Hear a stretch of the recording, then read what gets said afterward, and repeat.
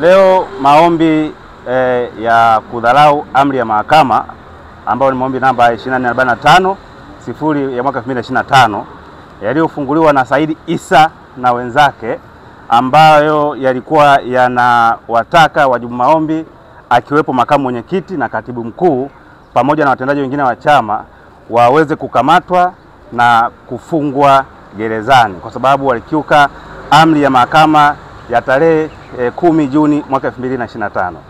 Maombi hayo yalisikilizwa hapa mahakamani mbele ya Jaji Amiri Mbagwa. Baada ya kusikilizwa, kwanza tulipeleka mapingamizi manne, na katika mapingamizi hayo manne jaji akatoa amri kwamba yasikilizwe mapingamizi pamoja na hoja za msingi au maombi yenyewe ya msingi. Tukasikilizwa, ilikuwa tarehe 28. Baada ya kusikilizwa, jaji akapanga tarehe ya leo kwa ajili ya kutoa uamuzi kama aidha kweli mapingamizi yana msingi, na kama hana msingi angeendelea kutoa uamuzi wa kama aidha kweli viongozi hao waliotajwa kwenye hayo maombi ambayo mnawafahamu kama kweli walikiuka amri ya mahakama. Sasa tumefika leo kwa ajili ya uamuzi. Jaji amesoma uamuzi ambapo kimsingi pingamizi mojawapo ambalo lilikuwa linahusu ukomo wa madai, ambayo ilikuwa tunasema kwamba ili ulete maombi kama haya mahakamani lazima ulete maombi haya ndani ya muda.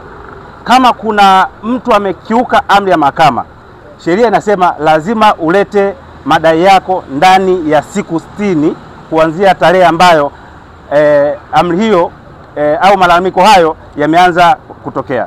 Katika shauri hili itakumbuka kwamba tarehe 16 Juni baada ya amri ya tarehe 10, makamu mwenyekiti alitoa taarifa kwa vyombo vya habari kwamba tarehe 17 atahutubia umma juu ya nini kinachozungumzwa katika amri ya tarehe 10 Juni mwaka 2025.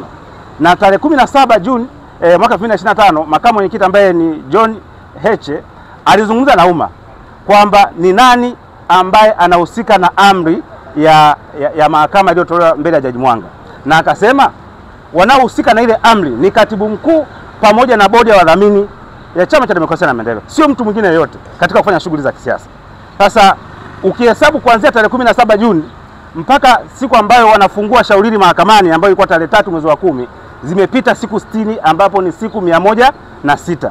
Na sheria inasema ukifungua shauri nje ya muda basi maombi hayo hayako kihalali mahakamani. Na kweli jaji ametupilia mbali maombi hayo bila gharama, na hayo ndio maamuzi ya mahakama yaliyotolewa leo mbele ya Jaji Mbagwa. Naam.